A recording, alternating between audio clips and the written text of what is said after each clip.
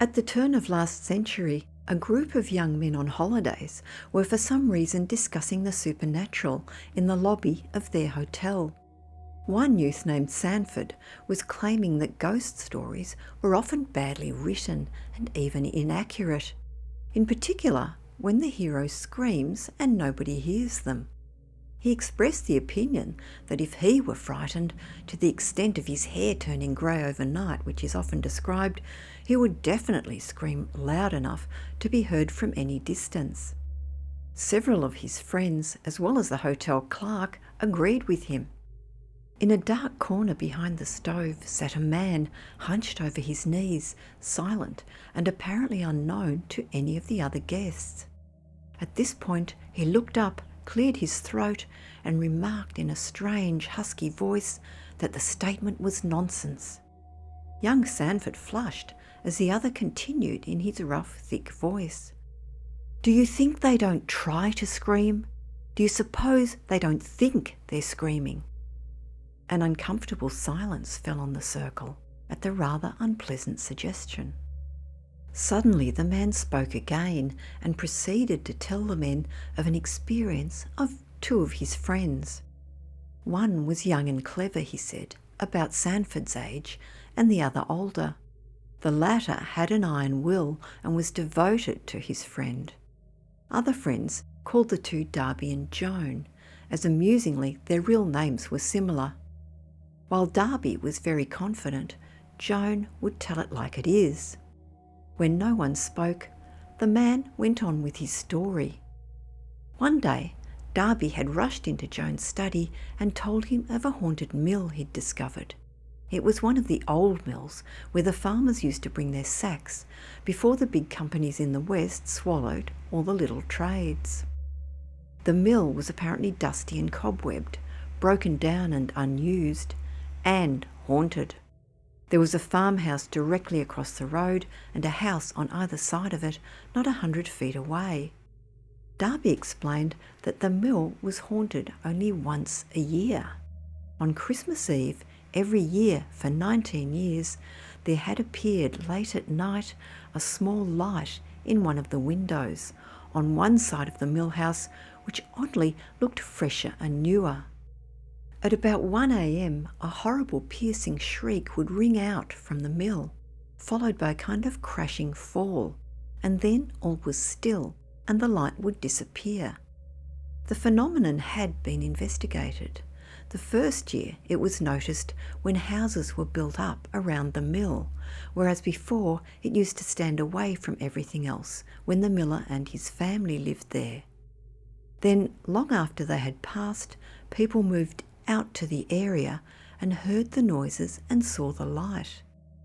They thought of tramps and escaped criminals and other suggestions until it had occurred too repeatedly for that. And then one year a young farmer went over on Christmas Eve, not telling anyone, and was later found roaming about the mill, a hopeless wreck, the next day. He had gone quite mad. The following year a man came up from the city and his friends were in the next room to help him if he called.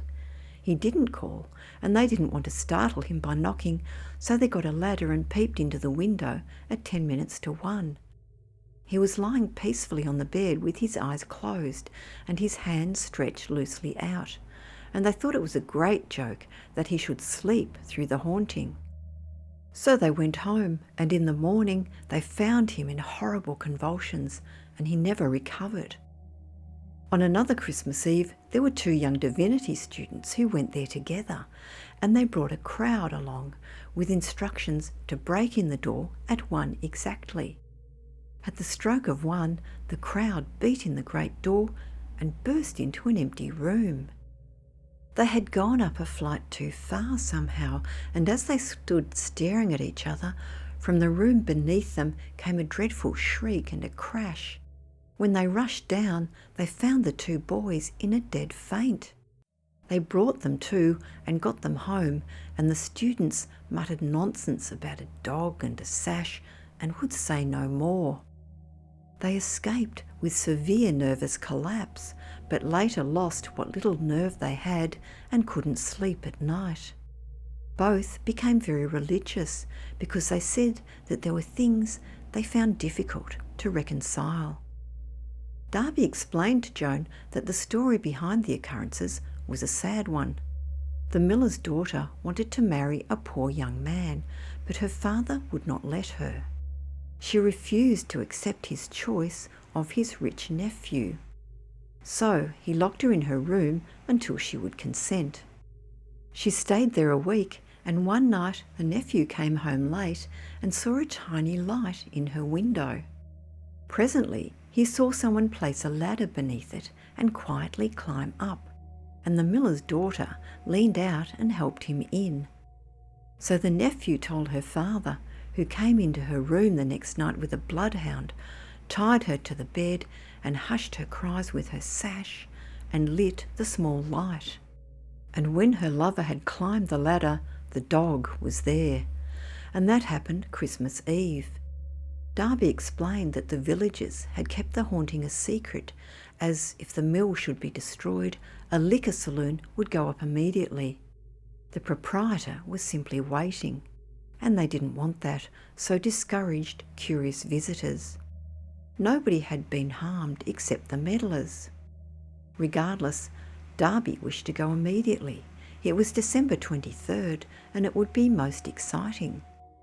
While Joan argued against it, he too was intrigued, so they went the next day. Darby declared that he would conduct the search along somewhat unusual lines. One of them would sleep in the room. At 1 o'clock precisely, the other would quietly mount a ladder fixed just where the mythical ladder had been and enter the room in that way. This would prevent any mischievous practical jokes from outside and ensure help to the man inside should he need it. Joan agreed to this, but suggested 1 or 2 friends to fall back upon in case of foul play of any kind. Darby looked at him and laughed a little sneering laugh, then called him a coward. At these words the storyteller seemed to choke and was unable to speak for some seconds. So Joan agreed for the pair to go unaccompanied. On the afternoon of the day before Christmas, they took a long ladder, a lantern and some sandwiches and drove in a cart to the little village. Joan was as eager as Darby that no one should know after being called a coward. They slipped into the old dingy mill at dusk and went over it with the greatest thoroughness. Everything was open and empty, with the corner bedroom and one of the living rooms still furnished. The dust lay thick in the mill proper, but the living rooms were strangely free from it. Contrary to expectation, they also didn't smell musty, giving Joan a strange, creepy feeling. He wanted to go home until Darby, perhaps sarcastically, suggested that he get a little dust from the other side and scatter it about. Darby quickly scooped a handful of dry brown dust from the bag room of the mill and laid it about on the bureau and chairs of the bedroom. The pair then went out for their last patrol, studying the outside of the mill carefully. As they came around to the house side, keeping carefully in the shadow, Joan looked surprised and pointed to the door by which they had entered. The door was shut, although they had left it ajar. Blaming the wind, Darby quietly went up to the door, listening for any escaping joker. He rattled the knob and pushed it inward, but the door was now locked. Staring at the long-abandoned house, Joan was surprised to see the window panes shining brightly, and that the cobwebs around the blinds and mess of dead leaves and sticks in the porch, clearly seen when they went in, had disappeared. Even the broken window they had spotted at the back was now whole but locked. They finally managed to clamber in through a paneless window. The bedroom was dim, but they could distinguish objects fairly well. Darby looked strangely at Joan, asking if he had cleared away the dust. Where the little piles of brown dust had lain, there were only clean, bare boards. Darby slowly said that perhaps he had brushed the chair as they went out, still looking at Joan strangely. After eating their supper, Joan announced his intention of staying in the room, while Darby patrolled the house and climbed the ladder at 1 a.m. After some argument, Darby agreed. If Joan wanted help, he was to call. At 11 and 12, Darby was to climb the ladder and look in, and at 1, he was to come into the bedroom, whatever the situation. At the slightest intimation of danger of any kind, Joan was to call for help, and Darby would rush up the ladder. For all that the people were so quiet nearby, they were probably uneasy. They knew that things might happen on the night before Christmas. After Darby left him, Joan sat staring around the simply furnished room. He swept a moth-eaten blanket from the bed and shook it, and was again surprised that no dust came. It seemed fresh and clean. He threw it back on the bed and looked out at Darby walking quietly around in the shadow. At 11 o'clock, Joan decided to lie down and take a nap. At this point in the tale, the storyteller choked again, as if with emotion. He said that Joan had laid down on the bed but had bad dreams. He dreamed a woman stood at the foot of the bed and stared at him and motioned him to go. She strangely kept changing colour, and he realised that she was deceased. As she continued to motion him to go, he refused, until finally she came to the side of the bed, took off her long red sash and bound him down. Suddenly he very much wanted to go, and strained his muscles in useless efforts to break away, but she laughed at him and then breathed in his face till her damp, icy breath chilled his very soul. Joan then woke, covered with the sweat of terror, to see the woman standing at the foot of the bed, looking intently into his staring eyes. So he realised it was true. There were ghosts, but at least his limbs were free, and to his joy he realised that he was not afraid. Well, he had a dull feeling of coming disaster, but no fear.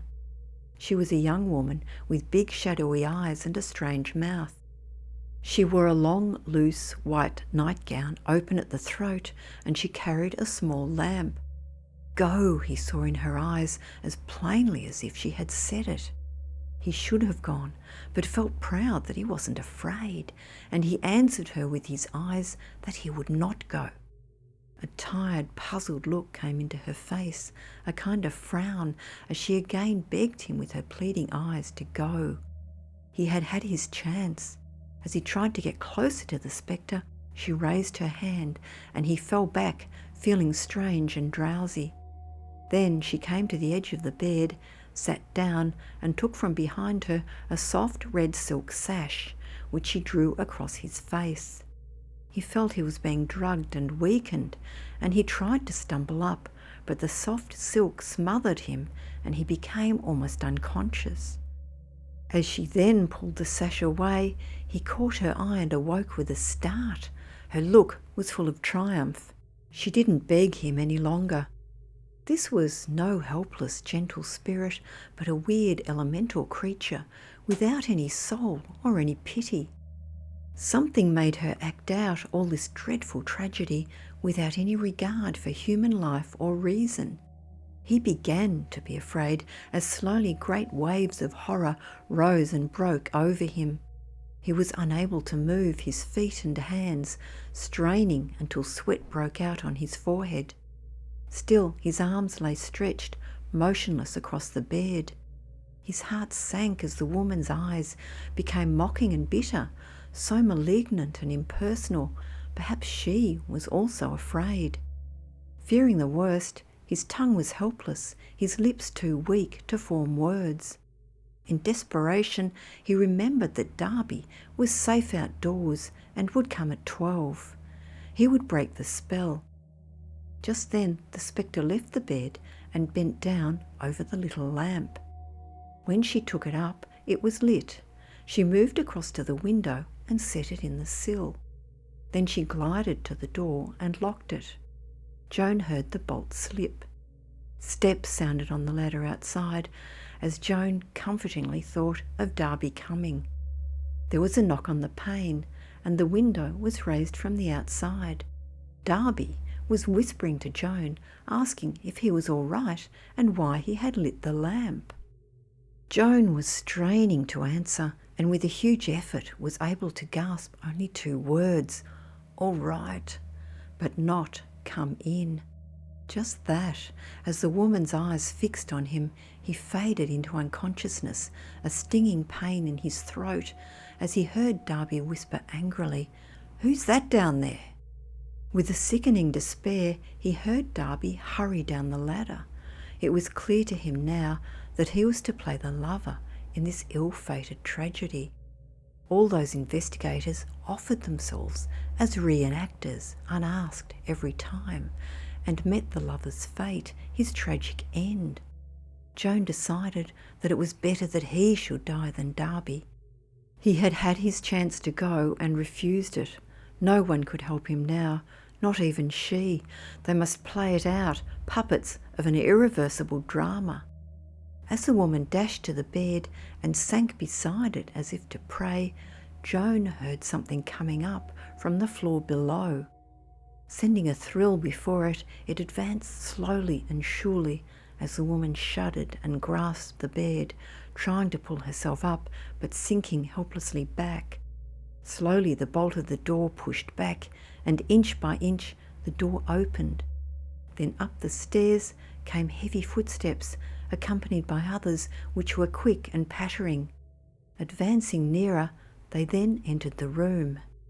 The man, large, unshaven and heavy-jawed, with his stone-grey snarling hound licking its frothing jaws and straining at its chain. The woman writhed against the bed in terror as with a stride the man had grabbed her, his heavy hand over her mouth. He dragged the shaking figure up, snatched her sash and bound her mouth, scorn and rage in his eyes. Joan forgot his own danger in terrified pity. He struggled for a moment, but it was useless, as his dreadful bonds still held. The man came to the bed, dragging the hound, and Joan shut his eyes, not to see the dark, evil face. He would meet his doom in the dark, alone, unaided, unable to call for help or hear a human voice. There was no sound but the panting of the great eager dog. The man seemed not to see Joan.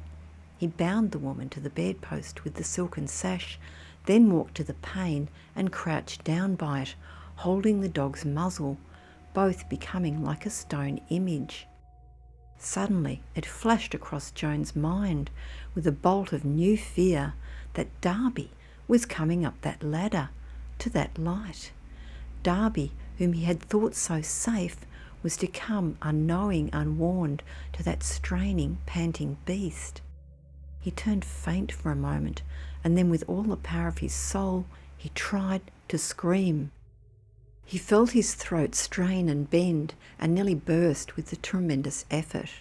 He tried again, and the pain blinded him. At his feet, there the trembling woman strained and twisted, great tears rolling down her cheeks. In the ghastly silence, only the stifled panting of that hound echoed in a deadly quiet.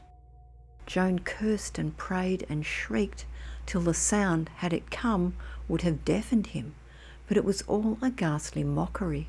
It was as still as a quiet summer afternoon, while the dog and the man waited at the window. There was a sound of scraping. Someone was coming up the ladder, advancing as the ladder rattled against the window frame. The man at the window slipped his hand slowly from the dog's muzzle as the dog stiffened with a snarl. The man briefly held him back while he threw a look of hate and triumph at his tortured daughter behind him. As a hand grasped the windowsill from outside, Joan summoned all his iron will and with a rasping effort gave a hoarse cry. The woman then shrieked as a form rose over the sill. There was a rush from inside, and all their voices were drowned in a cry of terror, a scream so broken and despairing that Joan could not recognise the voice. And then there was a horrid crashing fall, and the light went out. As the stranger finished his story, there was a dead silence in the room. No one dared to speak. The man, whose voice had quivered and broken, spoke in a hoarse whisper as he stumbled to the door. He concluded by saying that when Joan knew his friends again, Darby had been buried a long time, having perished in the fall. Joan had no remaining curiosity about the mill, which had been burned to the ground. The storyteller's parting comment was that perhaps after a while he will be too tired to contradict ignorant people. But, he said, when a man has not slept 5 hours in a week, nor spoken for days without pain, may he be forgiven for intolerance of other people's ignorance, what he called a blessed ignorance, gentlemen. The door closed behind him, and the men drew a long breath. They took their keys in silence and went upstairs, haunted by the hoarse, rough voice of the stranger, whom they never saw again. And indeed they did not wish to see him, for what could one say, as young Sanford demanded the next day? It either happened or it didn't. If it didn't, he can say no more. If it did, then he is right, and we are in blessed ignorance. And everyone in the group nodded and looked for a moment at the chair behind the stove.